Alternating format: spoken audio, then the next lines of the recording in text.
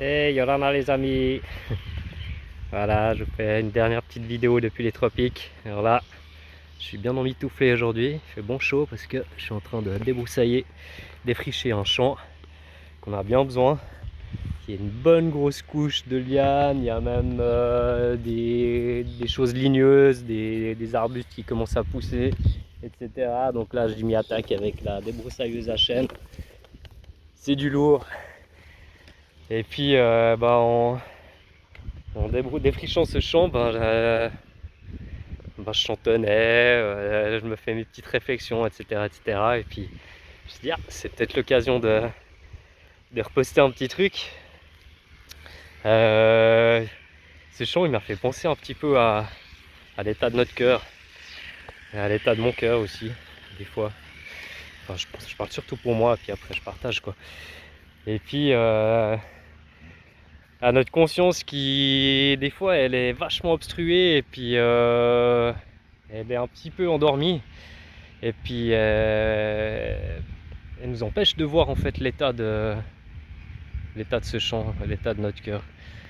Et puis moi je crois que ça a été mon cas pendant pas mal d'années. Et puis c'est pas fini, mais ça avance, ça évolue. Et puis il y a plusieurs raisons à ça. Et je crois que la première, c'est que l'ennemi il aime bien nous divertir et puis nous orienter sur ce qu'il y a autour, par exemple. Voilà le champ d'à côté, et puis se dire, ah mais regarde à côté, c'est bien pire, ça va, il est pas mal ton champ. Enfin, il peut y avoir ça.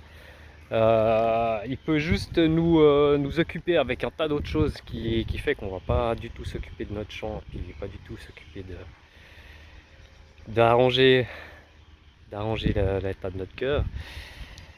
Et il peut aussi nous pointer du doigt, c'était mon cas aussi pas mal de fois, plutôt nous accuser et puis nous dire, non mais regarde ce que tu fais quoi, c'est un peu la cata. Et puis ça peut aussi nous décourager et puis se dire, oh, de toute façon je suis un bon à rien quoi. Et puis du coup on rame un petit peu dans ce champ, on nettoie un petit peu les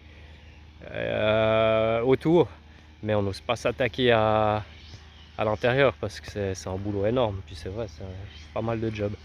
Il faut des bons outils, il faut de l'aide, il faut des collègues, faut tout ça pour y arriver. Et puis il faut surtout le Seigneur avant tout. Et ouais, c'était un peu ça que je voulais dire. Et puis j'ai un bon exemple à côté de ce que ce champ va devenir dans quelques temps en travaillant bien. Voilà le joli champ là qui a été bien préparé, prêt à semer, prêt à planter. Et je crois que le Seigneur, enfin j'en suis sûr, lui il voit il nous voit tout court, il voit notre cœur dans l'état de ce champ qui est derrière moi, en bon état, pas dans cet état là.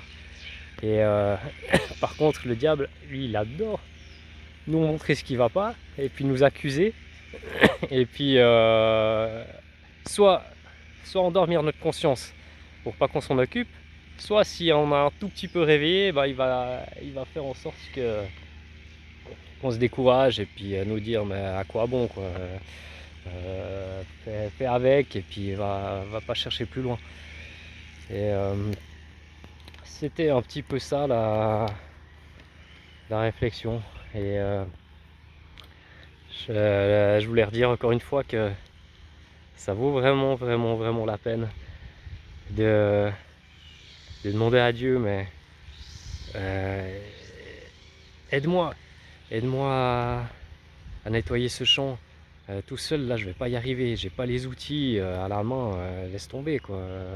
Imagine à la main, tu commences et puis de toute façon là, le temps que tu arrives au bout, ça sera reparti de l'autre côté, donc laisse tomber. Mais demande à Dieu, mais montre-moi ce qui va pas, montre-moi par quel bout commencer, donne-moi les outils, et il répondra en fait, c'est sûr, du moment que la prière est sincère, il le fera.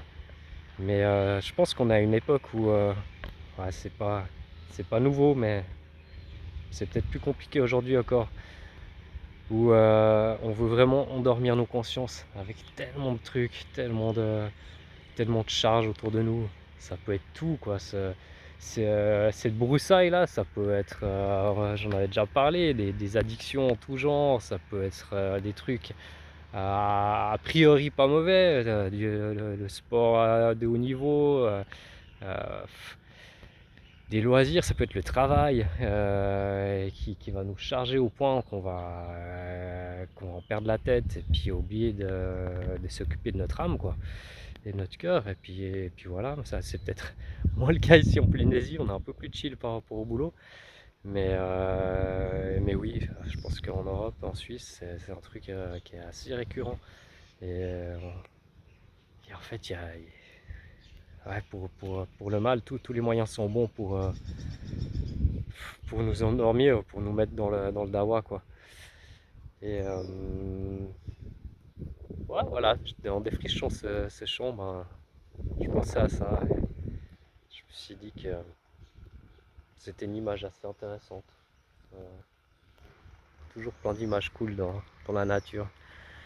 Alors voilà, moi je vous encourage à demander de l'aide. Ça peut être, ouais, je sais pas, il y a peut-être un cousin, il y a un voisin, un vieil ami, le pasteur d'une église pas très loin, je sais pas, quelqu'un que vous connaissez qui, qui a fait un bout de chemin avec Dieu, et puis tout d'un coup la discussion peut s'ouvrir, et puis cette personne, eh ben, comme mes collègues qui sont là-bas au fond, ben, elle peut venir, et puis elle peut venir vous aider à réparer la débroussailleuse, vous amener un peu d'essence, toujours façon de parler, hein, c'est des images, mais pour pouvoir défricher le champ. On est tous à la même, hein. Y en a, bah ouais, voilà, il y en a qui ont un champ qui est bien plus, il y en a c'est la forêt, quoi, la jungle. Ça peut être beau la jungle, mais enfin, voilà, encore une fois, façon de parler qui est, voilà, on est tous à la même. Mais et le jour où on fait un bout, ben c'est top. Et puis après, on peut s'aider les uns les autres. Et puis c'est ça l'église en fait. C'est ça la vraie église. Et quand on peut prier les uns pour les autres, et puis arranger un petit peu notre champ, et puis le préparer pour pouvoir après planter des trucs, tchac, qui peuvent pousser, nous nourrir, faire du bien. Ça c'est de la balle, parce que ça franchement, alors oui, c'est sûrement bon pour un petit peu de biodiversité. Bon, moi je vois là, surtout des guêpes, donc ça moi j'aime pas trop, mais ouais, je crois pas qu'il y a quand même grand chose à manger là-dedans, quoi. Alors voilà pour la petite histoire.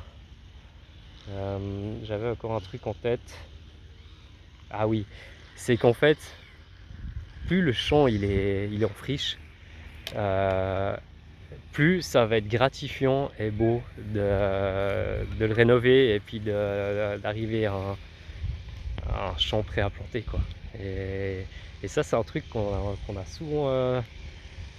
souvent trouvé avec mes collègues de Suisse, mes collègues paysagistes plutôt, parce que c'est un truc qu'on kiffe dans les jardins. C'est quand on arrive dans un jardin qui est en gros dawa, et qu'on y passe quelques jours, quelques semaines, et on peut un peu le remodeler, lui refaire une beauté. Mais je crois que c'est le plus gratifiant qu'arriver dans un truc qui est déjà tout clean, et puis pas trop savoir ce qu'il faut faire, quoi. Et pareil, je crois que les personnes qui ont été le plus dans ces grosses broussailles, celles qui viennent le plus de loin, et ben c'est souvent celles qui aiment le plus le Seigneur. Il y a un bel exemple avec l'apôtre Paul. Il y en a sûrement qui connaissent un peu son histoire, mais c'est un gars qui était loin. Il pensait bien faire. Il allait de ville en ville pour arrêter les croyants, pour arrêter les disciples de Jésus, et parce que pour lui c'était il troublait le système, quoi. C'était pas du tout bon pour l'Empire romain, pour la société. Et il se faisait un plaisir de les mettre en prison, mais il pensait bien faire, vraiment, il était à fond, il était plein de zèle. Et un jour, paf, il y a la lumière du ciel qui lui est tombée dessus. Euh, il était aveugle pendant 3 jours. Faut lire son histoire, ça vaut la peine. Je vous fais juste un petit résumé avec mes mots. Et au bout de 3 jours, il y a les écailles qui sont tombées de ses yeux.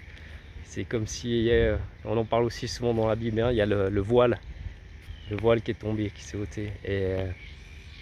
Et en fait, il s'est tourné vers Dieu, il s'est repenti et c'est un des hommes qui a, parmi tant d'autres, mais qui a vraiment beaucoup aimé le Seigneur et qui a beaucoup travaillé pour lui. Et puis, il porte encore des fruits aujourd'hui, après pas loin de 2000 ans.